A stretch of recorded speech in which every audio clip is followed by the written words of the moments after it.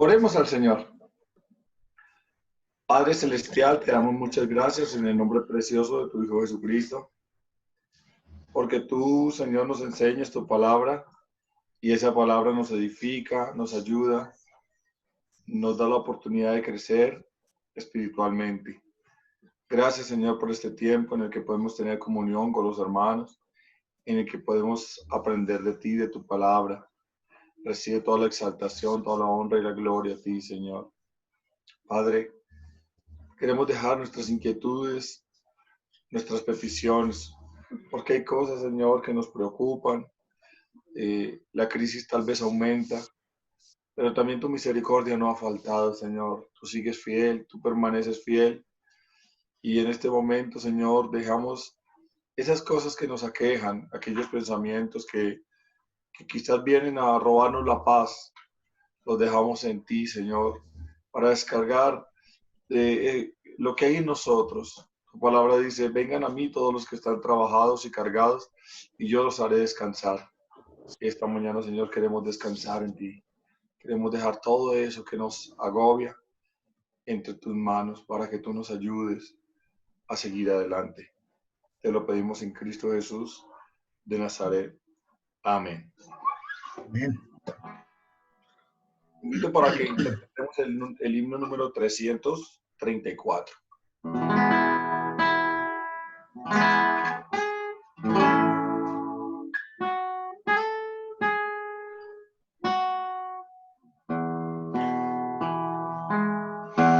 Cuán bueno es Dios,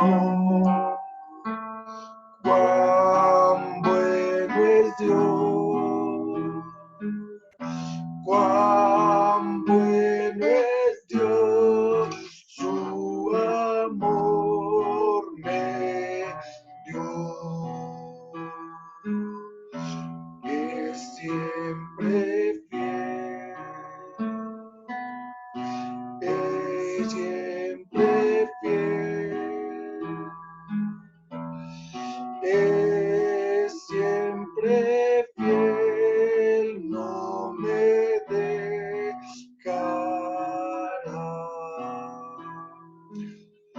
me cuidará,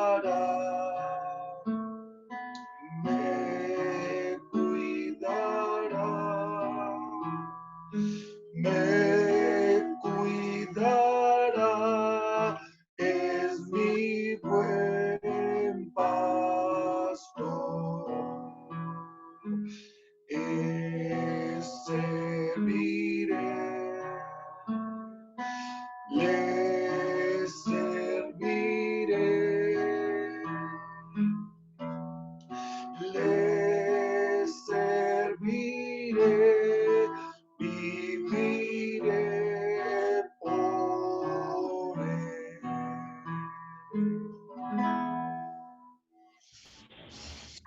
Y antes de nuestra enseñanza, los invito para que interpretemos el 333, que dice que nuestro nombre está escrito en la gloria.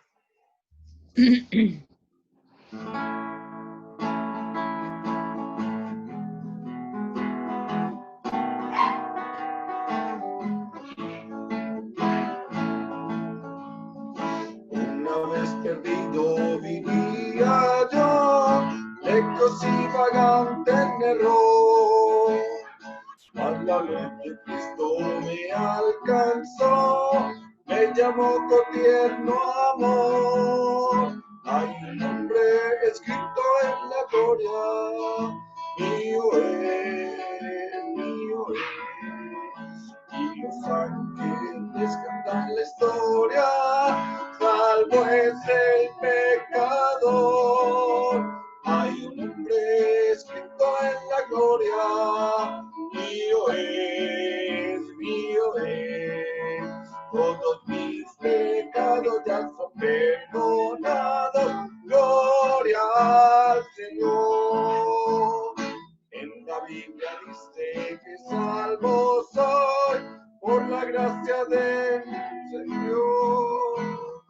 Y al gloria doy, desde que que me rescató. Hay un nombre escrito en la gloria, mío es, mío es. Y los ángeles cantan la historia, salvo es el pecador. Hay un nombre escrito en la gloria, mío es, mío es. Todos mis pecados ya son perdonados, gloria al Señor. Canto de alegría elevo a mi Rey buen Salvador. Todos mis talentos a Cristo doy, y Él me hace con su amor. Hay un nombre escrito en la gloria, mío es, mío es. Y los ángeles cantan la historia, salvo es el pecador. Hay un nombre escrito en la gloria, mío es, mío es. Todos mis pecados ya son perdonados, gloria al Señor.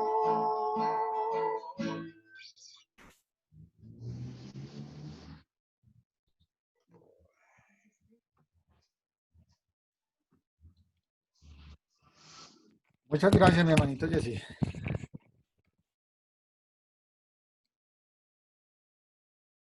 Bueno, vi que estaban aquí preocupados por una perrita, pero no sé cuál era. Ay, mis hijos.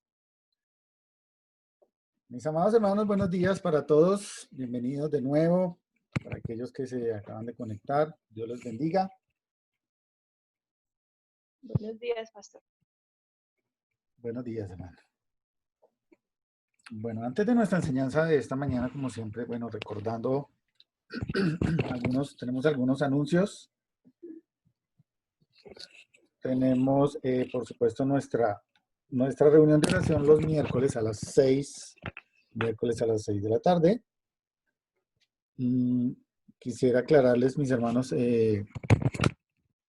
con respecto a las noticias y a todo lo que se está presentando como opciones para reapertura para las iglesias. Bueno, ya recibimos los protocolos, ya recibimos varias información al respecto. Sin embargo, estamos viendo que es bastante complejo para nosotros, sobre todo por el tamaño.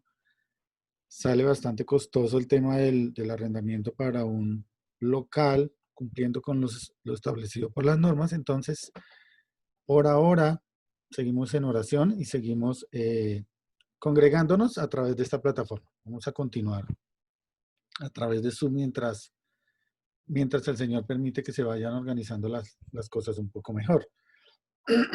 Entonces, el miércoles tenemos reunión de oración a las 6 de la tarde. Podemos estar compartiendo nuestras necesidades. Es importante también estar orando por las misiones. Nos gustaría tratar de establecer un miércoles, al menos al mes, para hablar y orar por las misiones. Continuamos con nuestro estudio de la vida cristiana victoriosa. Empezamos ya a aprender de nuestro enemigo, quién es el diablo, quién es Satanás. El siguiente curso para el Seminario Bautista de Colombia, porque el otro ya inició, el de gramática ya inició. El siguiente curso lo pueden tomar cada uno de ustedes desde su casa, por internet, sin necesidad de desplazarse, de 7 de la noche a 9:30, y es síntesis del Antiguo Testamento. Muy recomendable este estudio. Si de pronto no tienes claro cómo transcurrieron los eventos en el Antiguo Testamento, qué pasó primero, qué pasó después, porque de hecho no necesariamente todos los libros están en orden cronológico, ¿cierto? Tómense este estudio. Van a tener una visión, un paneo general del Antiguo Testamento. ¿Qué más tenemos allí? Bien, gracias. Tenemos nuestra cuenta disponible por ahora en Bancolombia para la recolección de nuestras ofrendas. Y el versículo que hemos colocado allí está en segunda carta a los Corintios 9:7. Cada uno debe dar según lo que haya decidido en su corazón. No de mala gana ni por obligación, porque Dios ama al que da con alegría. Y la palabra de Dios también nos invita a que cada uno de nosotros debemos poner aparte en acción de agradecimiento a Dios, según Él nos haya dado. No estamos hablando de darle a Dios para recibir más. No, estamos dándole a Dios de lo que Él ya nos ha bendecido en acción de gracias. Ese es el propósito de las ofrendas.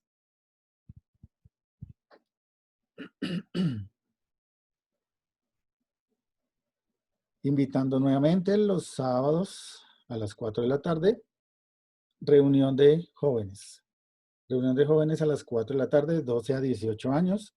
También no olvidemos la reunión de varones. Estamos con un propósito. Vamos a estudiar el libro de Nehemías.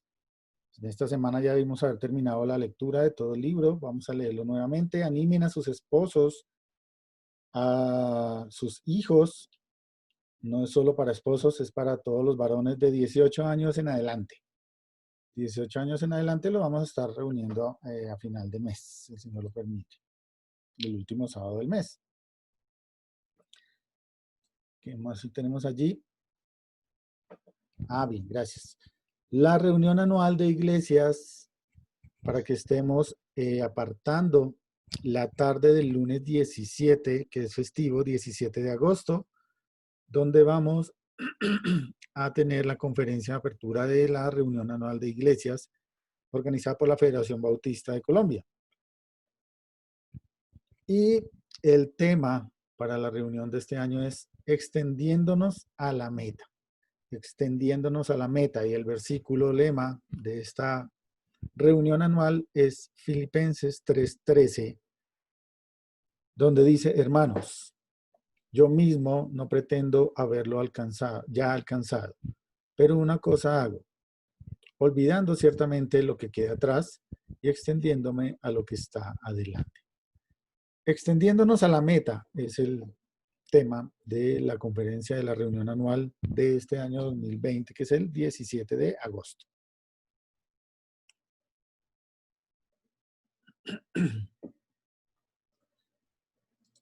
Gracias, mi hermana. Gracias por la información. Bueno, entonces no olviden, por favor, el miércoles 6 de la tarde. Si el Señor lo permite, nos vemos aquí. No siendo más, hermanos, bueno, vamos a la palabra de Dios.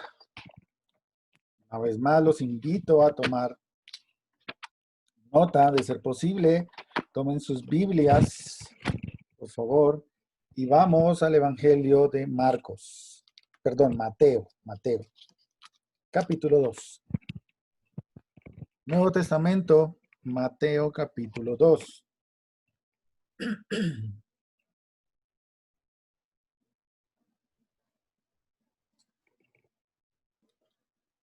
Mateo capítulo 2. Y déjenme iniciar con una ilustración.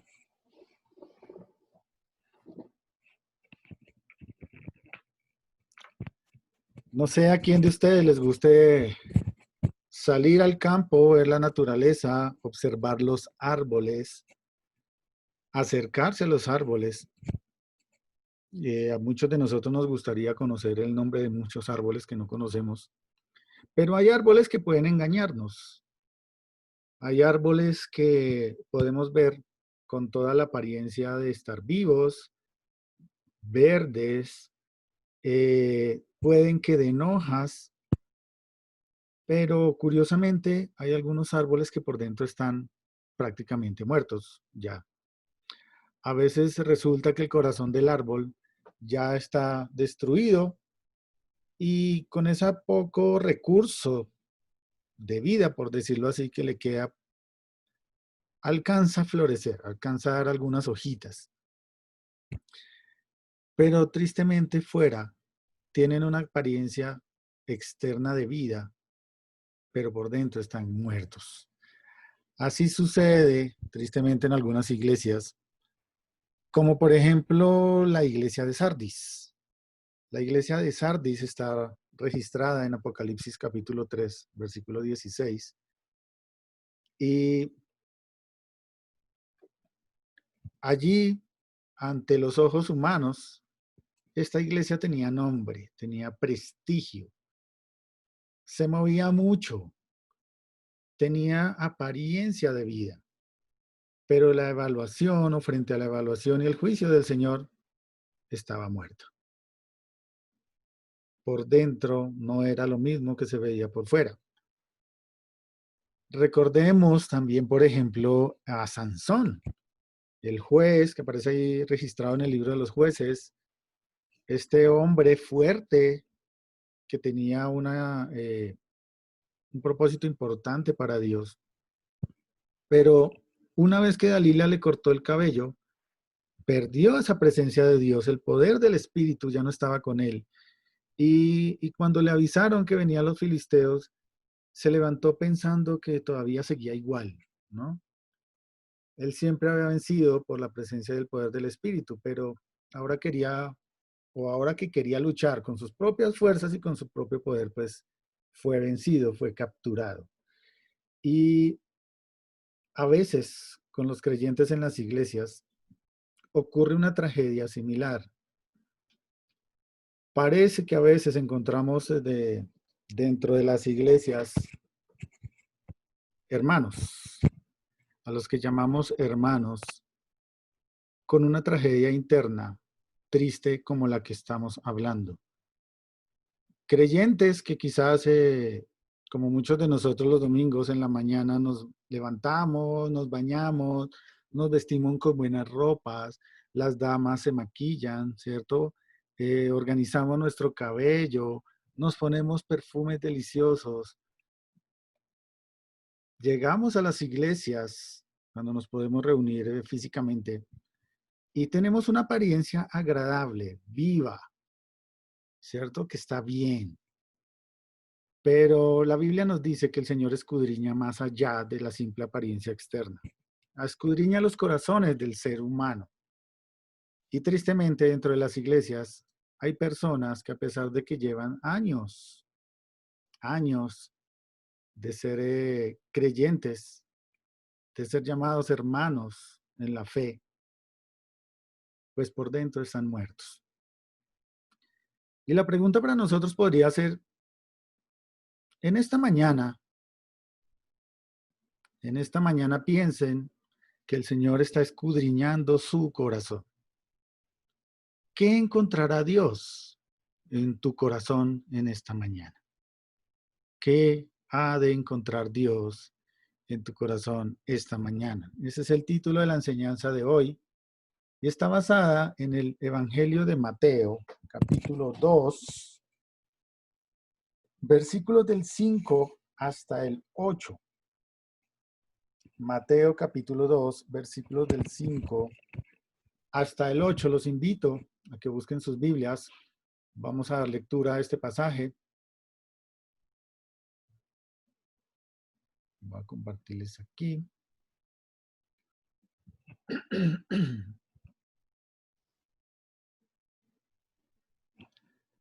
Mateo capítulo 2, versículos del 5 al 8, dice de la siguiente manera. Mateo 2, 5. Ellos le dijeron, en Belén de Judea, porque así está escrito por el profeta. Y tú, Belén, de la tierra de Judá, no eres la más pequeña entre los príncipes de Judá, porque de ti saldrá un guiador que apacentará a mi pueblo Israel. Entonces Herodes, llamando en secreto a los magos, indagó de ellos diligentemente el tiempo de la aparición de la estrella.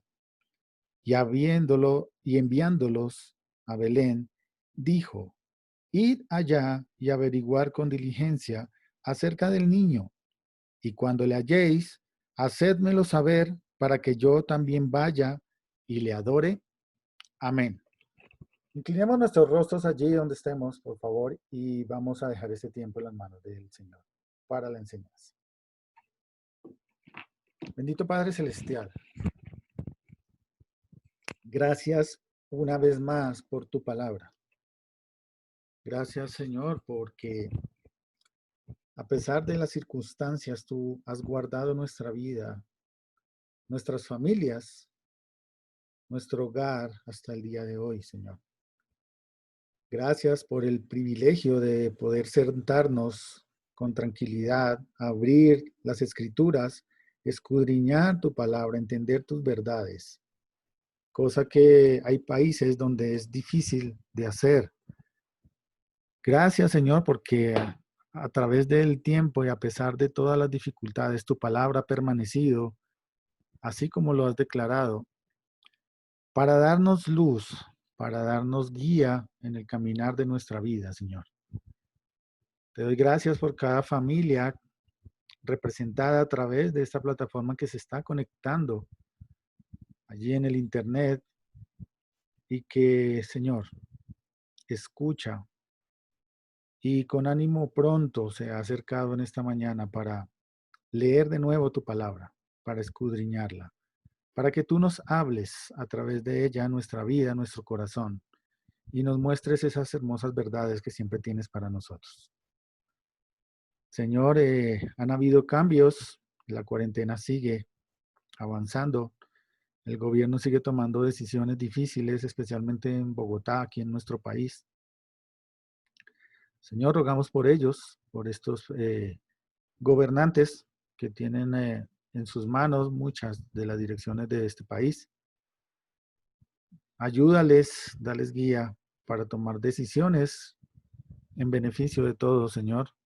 También te pido por estos corazones desobedientes en todos lados, que por su causa, Señor, han esparcido la enfermedad, por aquellos que no obedecen las normas, Señor. Padre, también te pedimos para que nos des entendimiento en esta mañana, nos ayudes, Señor, a estar tranquilos, a alejar de nuestras mentes quizás las preocupaciones, las tribulaciones, todos los problemas y podamos estar concentrados en tu palabra en esta mañana. Bendito Dios, este tiempo lo dejamos todo en cada una de nuestras vidas en tus preciosas manos. En el nombre de nuestro Salvador, el Señor Jesús. Amén. Bien. En nuestro estudio anterior de hace 8 días, regresábamos al Evangelio de Mateo. Veníamos estudiando Lucas, regresamos al Evangelio de Mateo y empezamos a escudriñar este capítulo número 2. En este capítulo veíamos un suceso registrado por Mateo que sucedió entre la obediencia de José y María y en el templo y el regreso de ellos a la ciudad de Nazaret, de donde son originarios, de donde venían. Durante este tiempo, dice la escritura, fueron o recibieron una visita inesperada. Se trataba de unos hombres considerados sabios o filósofos provenientes de tierras orientales. Estos personajes no llegaron a Belén directamente. La Biblia nos dice que llegaron a Jerusalén guiados por una estrella buscando a un rey. Quizás no llegaron a Belén porque pues no se veía muy importante, ¿no? Pero pensaban que el rey, pues obviamente tenía su palacio, era en la ciudad grande, amurallada en Jerusalén. El registro histórico que estuvimos mirando hace 8 días no nos dice cuántos fueron. Tampoco su ciudad o ciudades de origen. Tampoco hay nombres registrados en el texto de Mateo. Y este es el único libro de la Biblia en donde se registra este acontecimiento. Apuntábamos que parece bastante interesante que el Evangelio de Mateo, escrito para judíos, con el propósito de mostrar a Jesucristo como el Rey, involucra en la historia del nacimiento de Jesús la aparición de unos magos o sabios gentiles. Mientras que Lucas, quien escribía a gentiles, no a judíos, sino a gentiles, procura mostrar dentro del nacimiento del Señor Jesús eh, pastores judíos, ¿no? Alrededor de Belén. Y en aquel entonces, entrando un poquito en el contexto, recordando lo que estaba pasando allí, acordémonos que el rey era Herodes el Grande. En aquel entonces Jerusalén era una ciudad bien fortificada. Contaba con una muralla alrededor y debemos decirlo que la grandeza de Jerusalén en ese momento era gracias a Herodes el Grande, ese rey que estaba allí tratando de indagar acerca del niño Jesús. La región de Judea fue cambiada y marcada por una nueva etapa en el gobierno de este hombre, Herodes el Grande. El historiador Flavio Josefo, en el siglo I, menciona construcciones colosales, grandes, que realizó este hombre. Por ejemplo, construyó un puerto marítimo en Cesarea, a orillas del mar Mediterráneo, que era famoso en todo el Mediterráneo por lo grande que era. También construyó una fortaleza llamada la fortaleza de Masada, que es un complejo de palacios y fortificaciones que ubicó al sur de Jerusalén, bastante al sur, eh, junto a la parte final del Mar Muerto. Hoy en día esto existe, pero por supuesto ya está destruido y queda encima de una montaña, pero es increíble ver el tamaño. También levantó una fortaleza llamada la fortaleza de Herodión. Esta fortaleza era, imaginen una loma que se ve como en la mitad de una llanura, una loma grande, una montaña grande, y en toda la cúspide creó un palacio gigante, un palacio solo para él. Se llama la fortaleza de Herodión y se puede visitar hoy día y queda a unos 12 kilómetros al sur de Jerusalén. Recuerden que al sur de Jerusalén quedaba Belén. Belén estaba más o menos a 8, Herodión estaba más o menos a 12. Y se llama Herodión porque de todas estas construcciones, esta específicamente se le puso el nombre en honor a Herodes, la fortaleza de Herodión. Pero la construcción más significativa para aquel tiempo quizás, que pudo estar bajo el mando de Herodes, es sin duda el templo en Jerusalén, que algunos lo conocen como el segundo templo, otros lo nombran como el templo de Herodes. Y es que, si recordamos la historia, o mejor, durante el gobierno del rey Salomón, se construyó el primer templo para reemplazar el tabernáculo donde estaba el arca del pacto. Esta imagen que ustedes ven allí en la pantalla es un diagrama de lo que pudo haber sido el templo de Salomón, es decir, el primer templo, completado hacia el año 957 a.C. Entonces vemos allí en el templo, la parte exterior en el patio, ¿cierto? Donde está el altar, esto es la fuente de agua, con unas pequeñitas. Estaba el lugar santo, el lugar santísimo, donde estaba el arca del pacto. Y esta construcción tendría más o menos unos 100 metros de fondo por unos 40, más o menos, de frente. Este templo, como lo estamos viendo allí, pues por supuesto, adentro, como lo dice la palabra de Dios, estaba forrado en oro. Las paredes eran doradas, oro finísimo. Los instrumentos eran de oro, el altar de incienso, todos estos artefactos eran forrados en oro. Este templo hermoso que levantó Salomón fue destruido o semidestruido durante la invasión de Babilonia en el 586.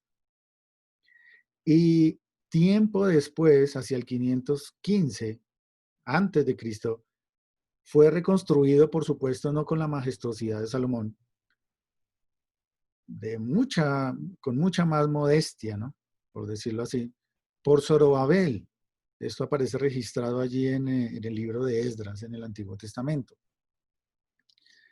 Sin embargo, bueno, este templo que levantó Zorobabel sería consagrado nuevamente a Dios por Judas Macabeo. Esa historia la podemos encontrar en el libro apócrifo de los Macabeos. Este templo, pues, llegó a más o menos al tiempo de cuando Herodes subió al poder.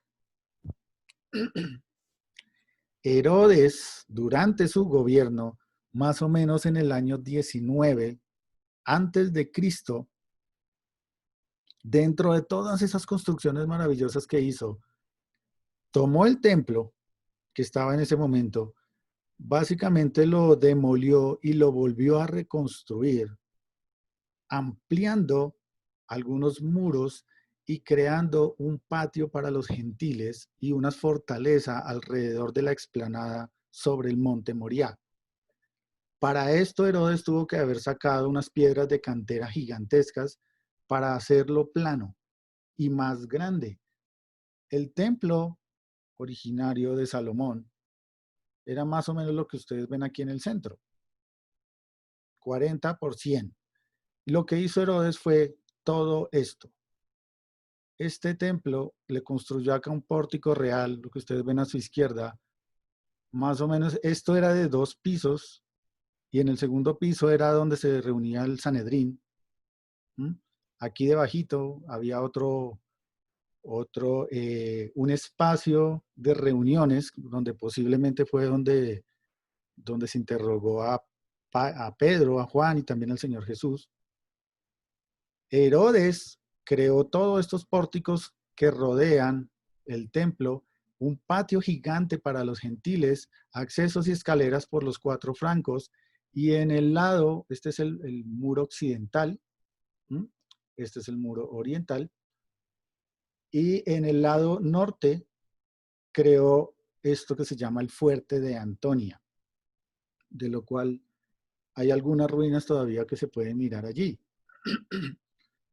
Este templo que reconstruyó Herodes llegó a tener de 300 metros de largo por 500 metros, o mejor, 500 de largo por 300 de ancho.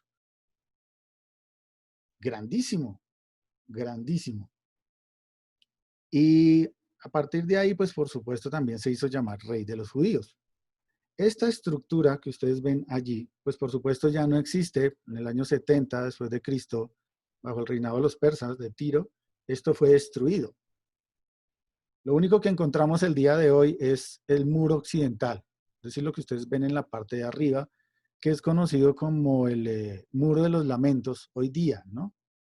Es un pedazo de pared en la parte occidental que como ustedes pueden ver, pues es la parte que quedaba más cerquita a donde quedaba el arca del pacto, al lugar santísimo.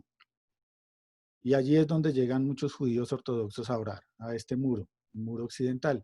En esta parte oriental, bueno, queda al frente el Getsemaní o el Monte de los Olivos. Y regresando a Mateo, Herodes, si ustedes recuerdan, estábamos mirando, había convocado, ¿cierto? De acuerdo al versículo 4, a todos los príncipes y sacerdotes y escribas del pueblo.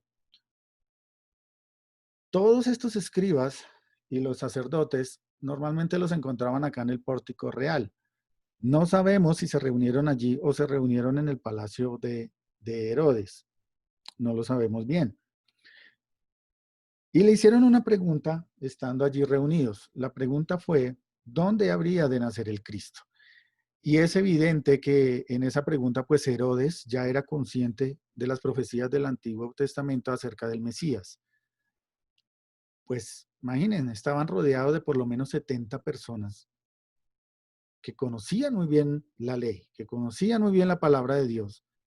Eran estudiosos, doctores de la ley, habían fariseos allí,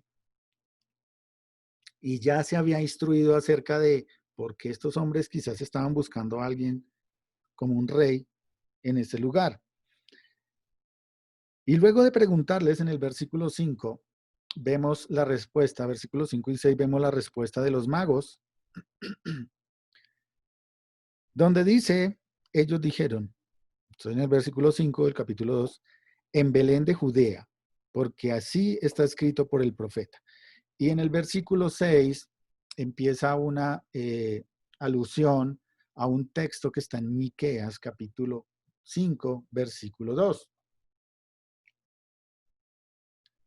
Miqueas 5:2. Aquí en la pantalla tengo la comparación de los dos pasajes. Como pueden observar, no son idénticos. Hay algunas variaciones que bien vale la pena estudiar y es lo que vamos a estar mirando en esta mañana. Y miremos la primera parte del versículo 6. Mateo dice, y tú, Belén, de la tierra de Judá. Y tú, Belén, de la tierra de Judá. En Colombia, como ustedes bien saben, hay varias ciudades que tienen el mismo nombre de ciudades que son más grandes, no necesariamente en mismo Colombia, sino más que todo en Europa. Por ejemplo, en Colombia hay una ciudad llamada Florencia, ¿cierto? Florencia, que incluso queda en el Caquetá. Pero este Florencia no es el mismo Florencia en Italia. Florencia, Italia es una ciudad muy antigua y muy grande en comparación con Florencia. Para no ir más lejos, nosotros que estamos aquí en la sabana de Bogotá, pues encontramos a Madrid, Cundinamarca, ¿no? Que no es igual, obviamente, que Madrid, la gran ciudad capital de España, que queda en Europa.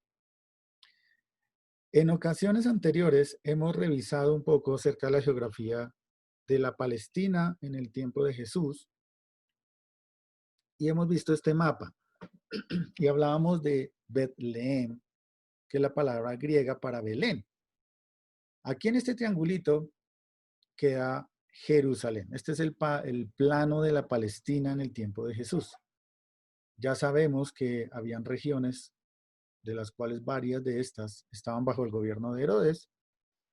Y aquí al norte, en la región de Galilea, hay un pequeño pueblito que se llama Belén. Belén. Y era Belén de Galilea. Sin embargo, cuando nosotros miramos la profecía de Miqueas en el capítulo 5, no se refiere a este Belén, se refiere a este Belén, el que queda en Judea. Judea incluye la región que era ocupada por la tribu de Judá en el tiempo de los reyes de Israel. Entonces, lo que antes era Judá, ahora es parte de la provincia romana llamada Judea. Por eso hay en el versículo 5, cuando los magos dicen en Belén de Judea, y abajo el versículo 6 dice, tú Belén de la tierra de Judá, se están refiriendo a la misma zona. Y están refiriéndose al mismo Belén. El distrito que quedaba al sur de Jerusalén, dentro del cual está Belén, era una zona llamada Efrata y era preferentemente habitación de pastores que servían a grandes líderes que vivían en Jerusalén. Entonces ya entendemos que cuando hablamos de Belén, no estamos hablando de Belén de Galilea, sino de Belén Efrata, Belén al sur de Jerusalén.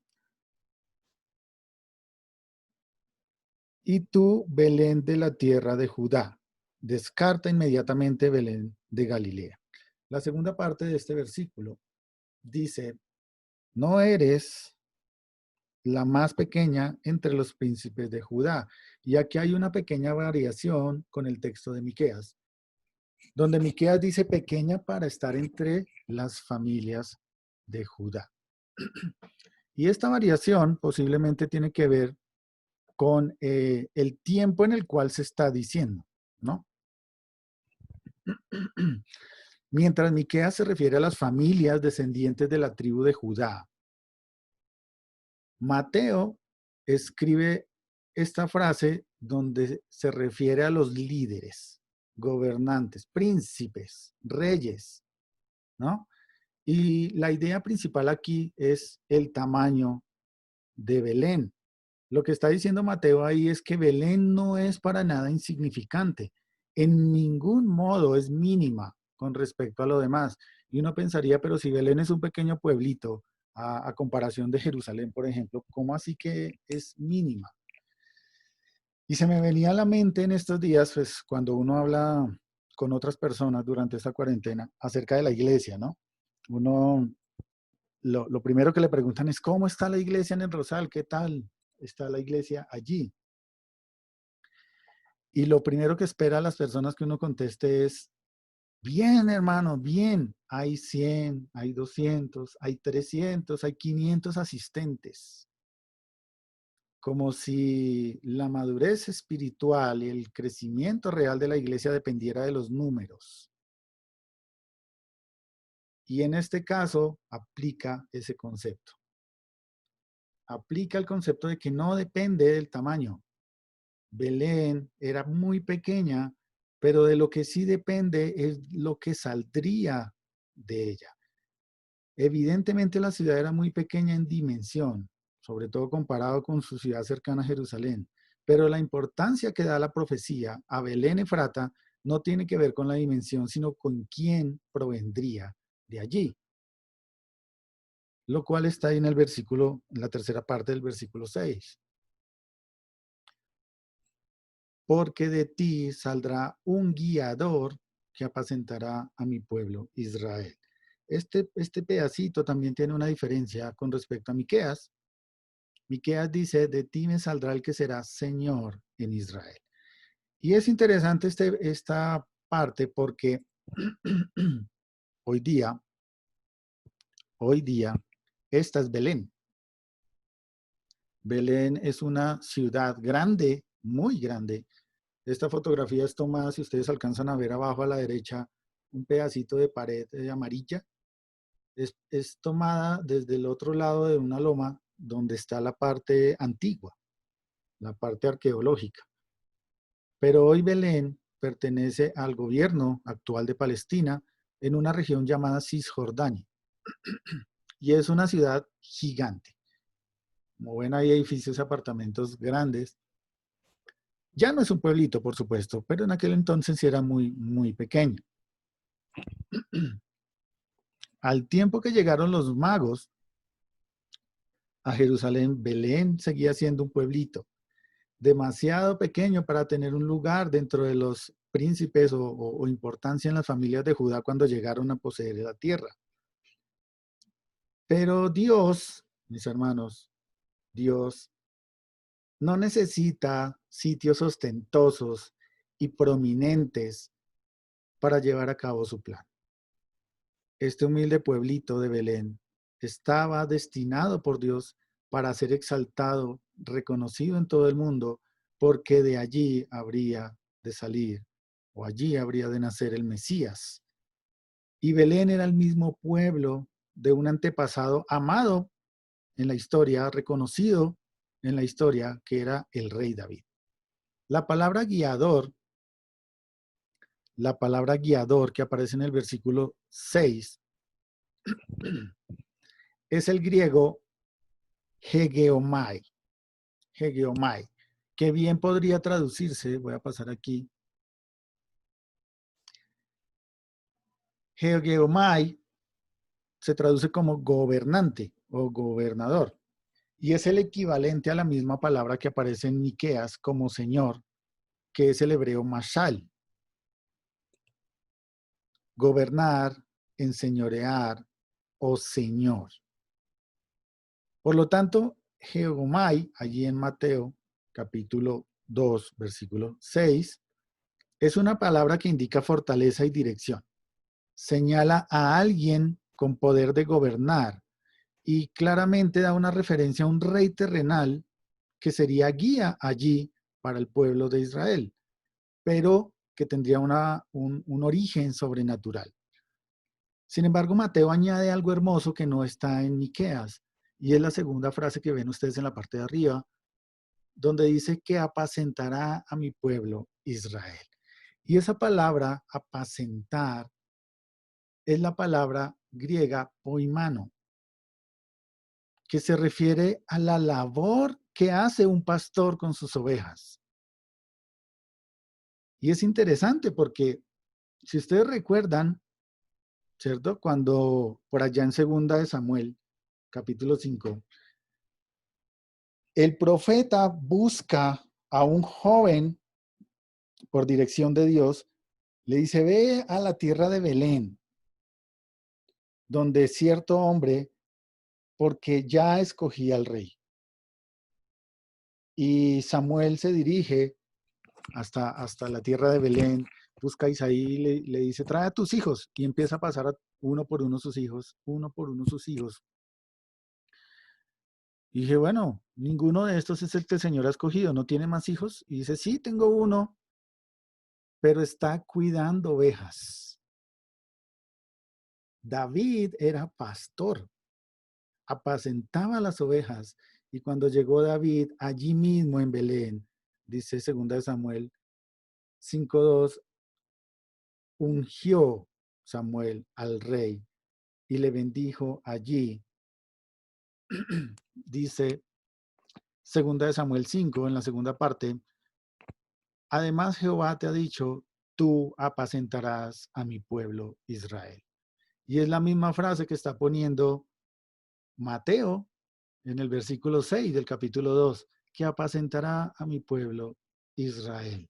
Y es increíble cómo encontramos allí esa similitud, ese tipo del Señor Jesucristo en la persona de David. Y Ezequiel capítulo 31, que puse la referencia allí, es un capítulo increíble donde el Señor habla de los pastores en referencia a los reyes de los reinos, ¿no?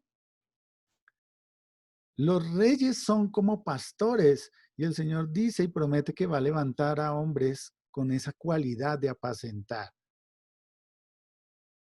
Y es increíble ver cómo David, siendo pastor, el Señor lo convirtió en rey. Y ahora vemos cómo de una ciudad donde hay pastores, el Señor levantó un rey. Cristo es rey, es el punto fundamental que nos quiere mostrar Mateo en todo su evangelio. Proveniente de un lugar donde vienen pastores, proveniente de un lugar donde vienen reyes, llamado Belén, casa de pan. En ninguna otra ciudad o provincia o pueblo de Israel o del mundo entero había nacido un rey tan amado como David. En ninguna otra ciudad de Israel nacen o han salido reyes pastores como David y menos con las cualidades y con la grandeza del Señor Jesucristo. Ese niño que inquietaba a Herodes el Grande, el niño que buscaban los sabios que venían de Oriente, ese niño era Dios, que no tenía principio ni fin y que su poder es como su origen, ¿no? Infinito y eterno. Herodes en aquel tiempo era muy poderoso y era increíble su paranoia al punto de que escuchar que había un bebé rey, aunque fuera un niño, que por supuesto un niño a esa edad pues todavía no podría hacer absolutamente nada contra un rey poderoso como Herodes, pero ya le tenía miedo y ya lo veía como una amenaza y tenía que hacer algo al respecto de esto. Esta respuesta de los magos en el versículo 6, pues claramente era entendida y no discutida por los que ya estaban allí presentes. Seguramente Herodes ya había indagado de los doctores de la ley que estaban allí y ellos sabían claramente de qué estaban hablando los magos cuando citaron a Miqueas 5:2. Entonces no hubo punto de discusión ahí. Aparentemente el plan de Herodes estaba teniendo éxito, pero no lo suficiente para los planes que tenía. Versículo 7. Dice el versículo 7, entonces Herodes, llamando en secreto a los magos, indagó de ellos diligentemente el tiempo de la aparición de la estrella. ¿Cómo voy de tiempo, mis hermanos?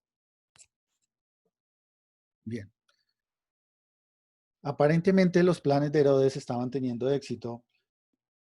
De la reunión con los líderes religiosos y con los magos, ya sabía el lugar donde había de nacer el niño, pero todavía le interesaba algo más para no cometer errores en sus planes futuros, y era la edad del niño.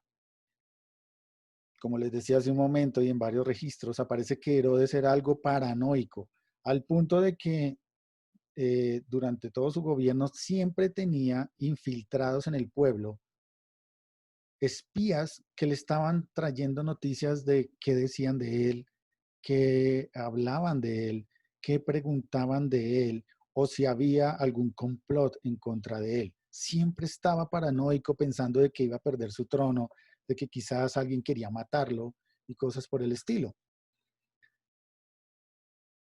Pero también era muy astuto.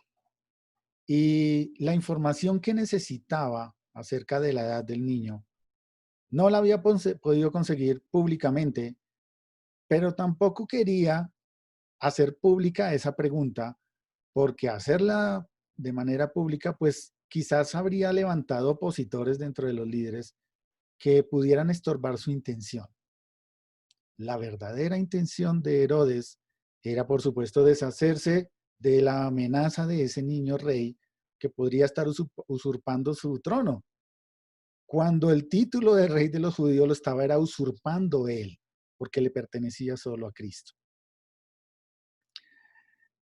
Imaginen a Herodes haciendo lo mismo que quizás hacemos muchos de nosotros cuando queremos indagar algo acerca de alguien y no queremos que nadie más lo sepa, ¿no? Yo sé que en algunas ocasiones quizás hemos actuado de una manera similar.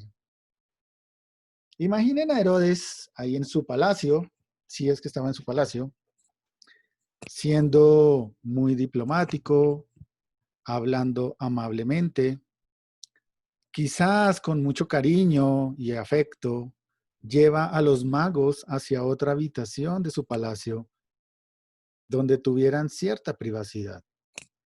Y allí, solamente con ellos, tuvo una segunda entrevista en secreto, donde nadie más se escuchaba.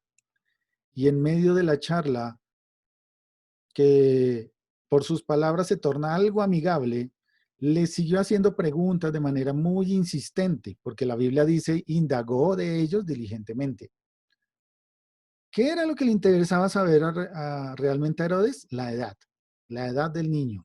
Entonces, tal vez dentro de sus charlas, les dijo, bueno, amigos, tengo una curiosidad. ¿Hace cuánto que comenzaron a ver la estrella? ¿Cómo es esa estrella? ¿Por qué se aventuraron a tan largo viaje? ¿Hace cuánto que lo emprendieron? ¿No? Preguntas muy amigables, casuales, como preocupadas. Y también quizá les preguntó, bueno, según todo lo que saben de la estrella, ¿cuánto tiempo consideran que ha pasado desde el nacimiento de este niño rey? Preguntas así pudo haberle hecho Herodes. Y encontré un texto de un autor llamado Oscar Vargas, donde dice lo siguiente, acerca de la apariencia. Este escritor dice, o dejó redactado lo siguiente, un pequeño párrafo que dice lo siguiente, si se valora a la persona por la apariencia de su sonrisa graciosa y de sus finos y delicados modales, entonces el diablo sería la persona más simpática del mundo. Hay bondades escondidas en lo profundo del alma que no puedes mirar en la superficie de la apariencia. Tienes que zambullirte dentro del alma y buscarlas allí. Y esto es una gran verdad, porque hoy día dentro de las iglesias podemos ver hermanos y hermanas a las cuales tú siempre le preguntas, ¿cómo estás? Y siempre te contestan con una gran sonrisa, y estoy bien, gracias a Dios, perfectamente. ¿Pero será cierto esto? ¿O será simple apariencia? La Biblia nos dice que Dios escudriña hasta lo más profundo del corazón del ser humano y además nos dice que Dios no puede ser burlado. Gálatas capítulo 6, versículo 7, que está en sus pantallas, dice, no os engañéis, Dios no puede ser burlado, pues todo lo que el hombre sembrare, eso también segará. Y también Mateo 15, 8 nos da una gran verdad. Este pueblo de labios me honra, mas su corazón está lejos de mí. Este pueblo de labios me honra, mas su corazón está lejos de mí. Mis hermanos, a cada uno de nosotros en esta mañana, una buena pregunta es el título de esta enseñanza. El Señor no puede ser burlado. El Señor escudriña los corazones. ¿Qué ha de encontrar Dios en tu corazón esta mañana? ¿Apariencias? ¿Apariencia externa de un corazón muerto interno? ¿O de verdad hay vida dentro de ti? Hasta este punto podemos notar dos tipos diferentes de personas, de acuerdo a la palabra de Dios, que también encontramos el día de hoy, incluso dentro de las iglesias. Por un lado, notamos a una persona que había escuchado acerca de Cristo, un hombre que estaba rodeado de estudiosos y conocedores de las Escrituras, pero que a pesar de eso tenía un corazón aferrado a las cosas materiales.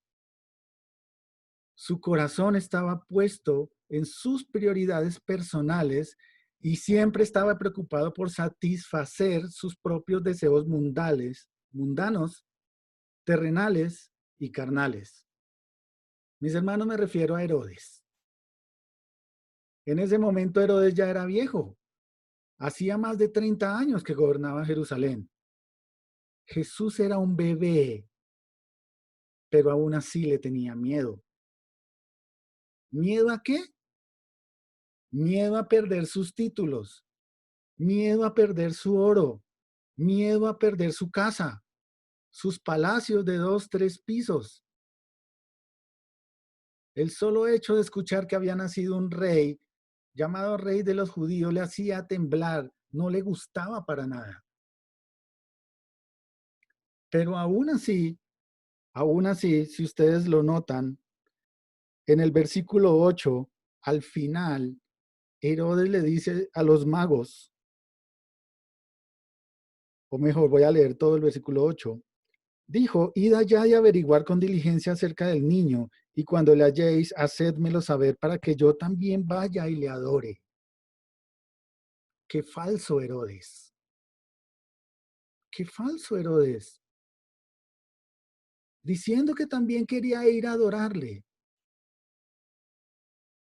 ¿Han visto a personas que se hacen llamar hermanos en la fe, que vemos en las iglesias, con una actitud como la de Herodes? Hoy en día en todo el mundo, en las reuniones como las que tenemos en este momento, hay personas a las que invitamos o incluso llamamos hermanos durante muchos años que han escuchado acerca de Cristo como Herodes. Han oído el mensaje del Mesías y del Evangelio como Herodes. Una y otra vez lo han oído. Incluso hasta lo han entendido, pero no conocen a Dios. Hay hermanos o personas que asisten a las iglesias y cantan junto a nosotros, oran con nosotros y a veces, y he conocido casos en persona, de personas, de mujeres y hombres que sirven como maestros incluso en las escuelas dominicales por años, pero su vida y su corazón no les pertenece a Dios. Y gracias a Dios he visto a algunos de ellos entenderlo. Y años después, incluso de servir, es increíble. Se dan cuenta de que sus prioridades, su vista, su mente, están puestos en tesoros del mundo, en lo material, no en lo espiritual. Son personas que se afanan, se enferman por tener y tener y tener. sus trabajos les absorbe. El sueño en las noches se les desvanece. Se desvelan pensando en sus propiedades, en lograr otro título, en agrandar su orgullo. Que alguien vea, uy, esa persona sí tiene. Miren otro título, miren otra casa, miren otro carro.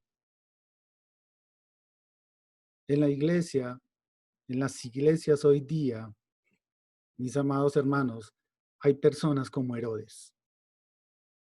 Escuchan de Cristo, saben de Cristo, pero no son de Cristo.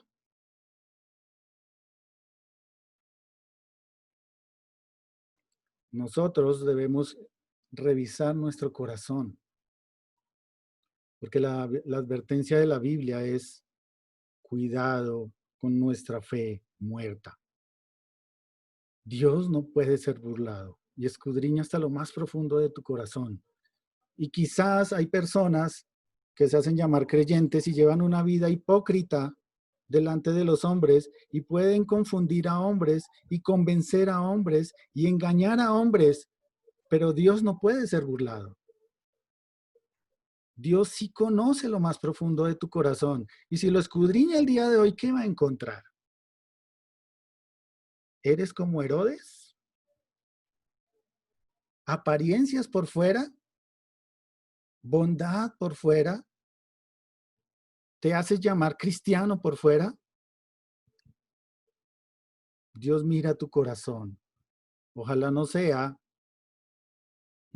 como ese árbol que da frutos, hace un esfuerzo grande por verse bonito, verde, florecido por fuera, pero por dentro está muriendo, está muerto. Cuidado con nuestra fe muerta, porque las verdades de Dios no son un juego. Ser cristiano no es un juego. No depende de apariencias. Versículo 8. Versículo 8. Y enviándolos a Belén, dijo: id allá y averiguad con diligencia acerca del niño. Y cuando le halléis, hacedmelo saber para que yo también vaya y le adore. Qué frase tan amigable. Qué bella persona era Herodes. Sociable, colaborador.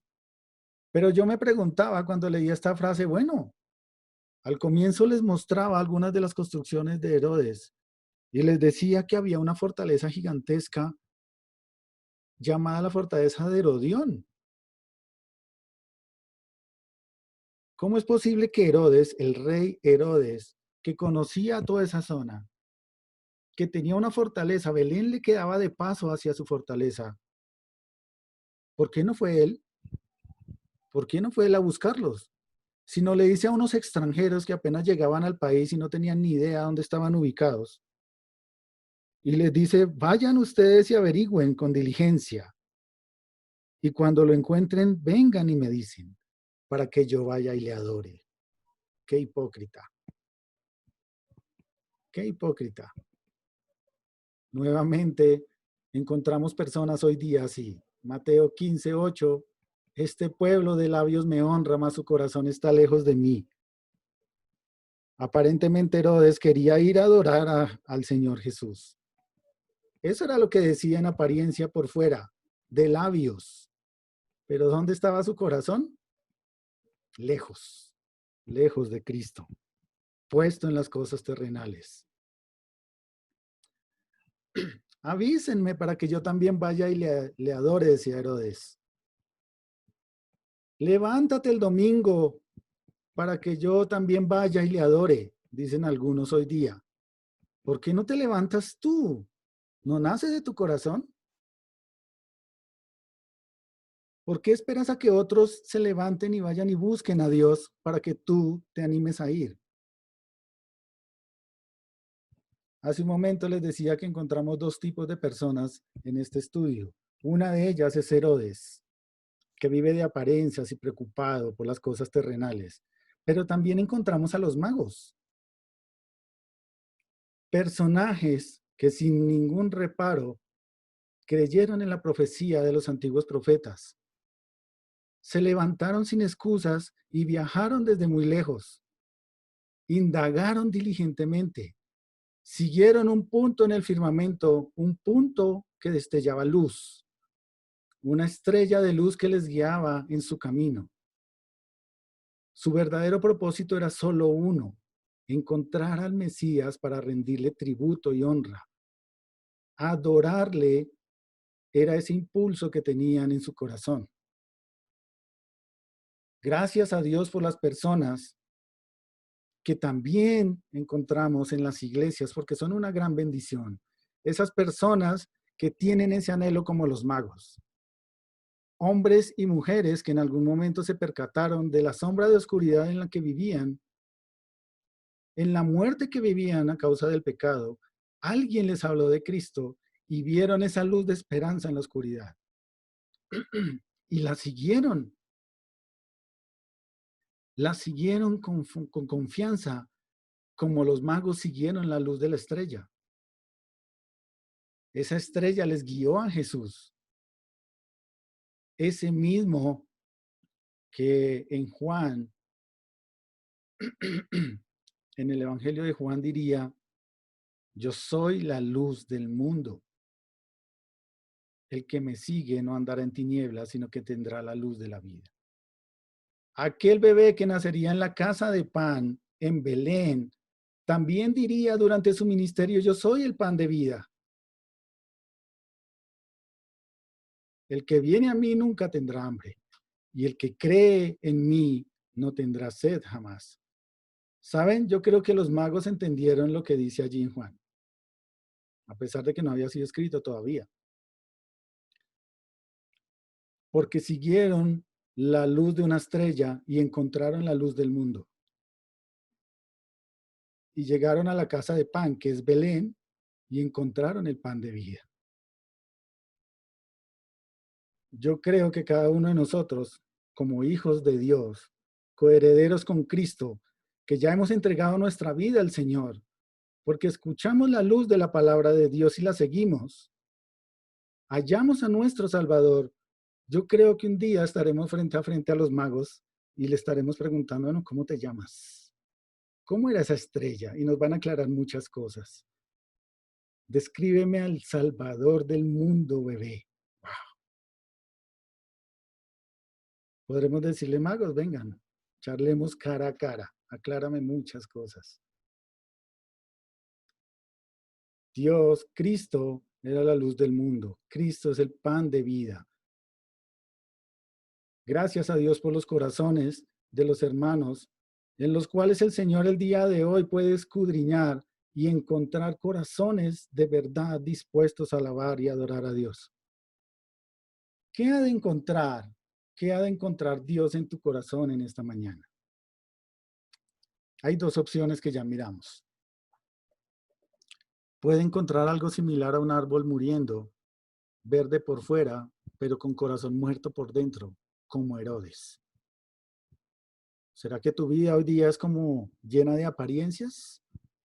Por fuera pareces santo, pareces firme, pero en realidad todavía no tienes una relación personal con Cristo. Eso puede cambiar. Y es el anhelo del Señor para cada uno de los hombres que escuchan su palabra. Que seas mejor como un árbol plantado a la orilla de un río, verde, que da su fruto a su tiempo, lleno de vida por dentro, similar a los magos, que sin excusas tenían el gozo de levantarse cada día y perseverar para conocer a Cristo y adorarle de verdad. Cuidado con nuestra fe muerta, mis hermanos, porque las verdades de Dios no son un juego. Recuerden Jeremías 17:10. Yo, Jehová, que escudriño la mente, que pruebo el corazón, para dar a cada uno según su camino, según el fruto de sus obras. Y Gálatas 6:7, una vez más: no os engañéis. Dios no puede ser burlado, Pues todo lo que el hombre sembrare, eso también segará. ¿Qué cosa encuentra Dios en tu corazón en esta mañana? ¿Qué va a encontrar? ¿Muerte por causa del pecado o vida eterna en Cristo?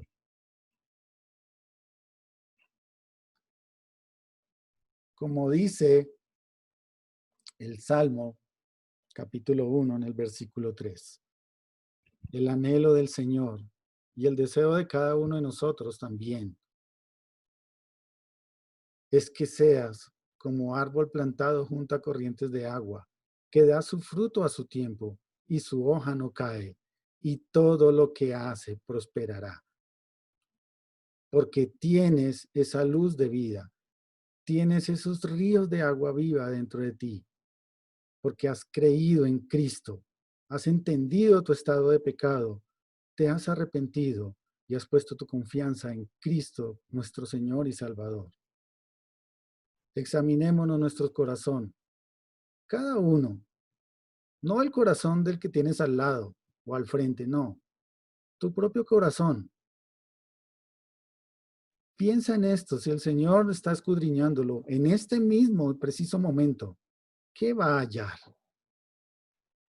¿Qué va a hallar en ese corazón? Algún día estaremos delante del Señor luego de morir, pero ya después de morir no hay nada que podamos hacer, nada. Cuidado con nuestra fe muerta, porque las verdades de Dios no son un juego. Oremos. Señor bendito, gracias por la exhortación de tu palabra.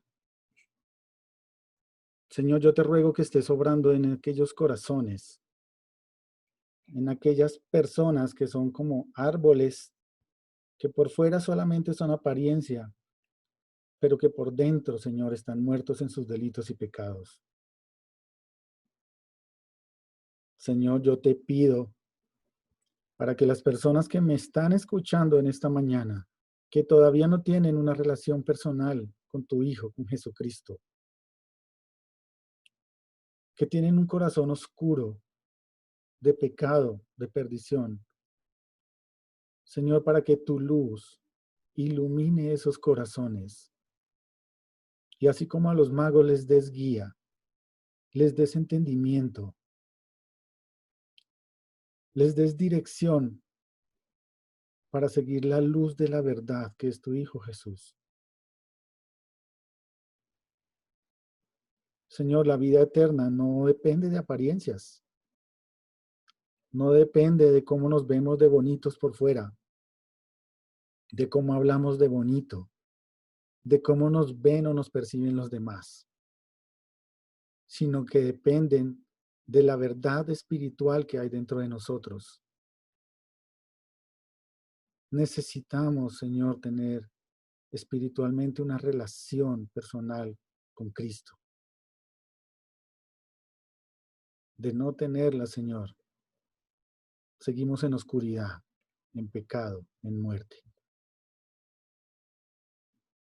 Padre Santo, el mensaje del Evangelio ha sido escuchado por muchos de los que me escuchan. También por algunas personas a las cuales les hemos podido compartir.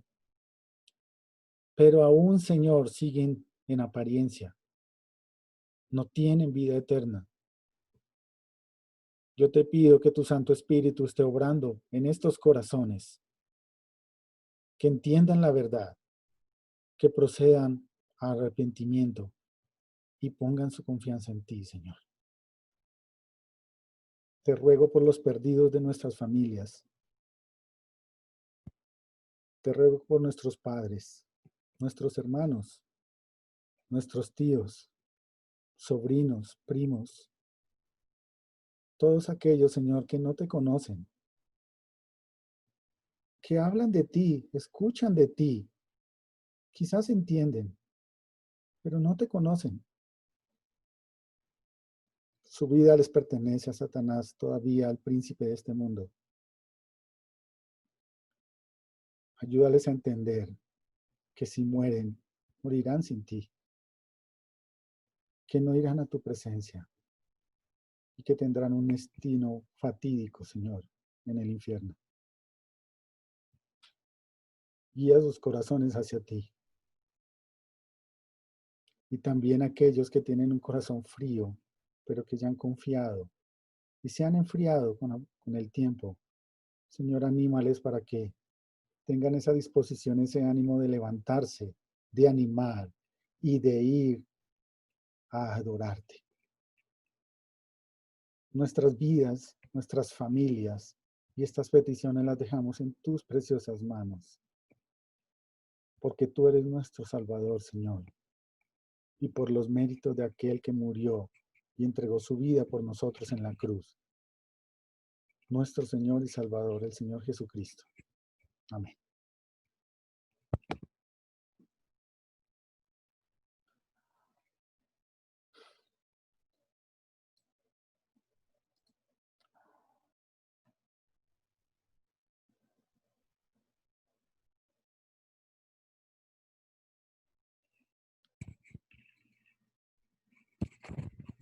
Amados hermanos, muchas gracias. Dios les bendiga a todos. Muchas gracias, pastor. Feliz tarde y muchas gracias. ¿Cómo les fue en su trasteo? Me dijeron que era muy bonito, dejen ver. Gracias, pastor. Feliz día. Uy.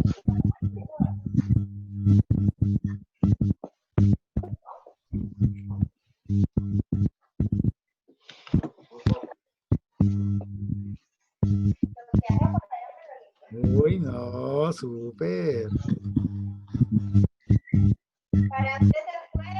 poquito de mi casa. Se ve Ahí les estoy bonito. mostrando un poquito. ¿Y hace mucho frío? Sí, señor. Un poquito, sí. Bastante. Está muy bonito. Gracias. Gracias al Señor también. ¿Señora? ¿Dónde están? ¿En el campo, Subachoque o a dónde? Hola.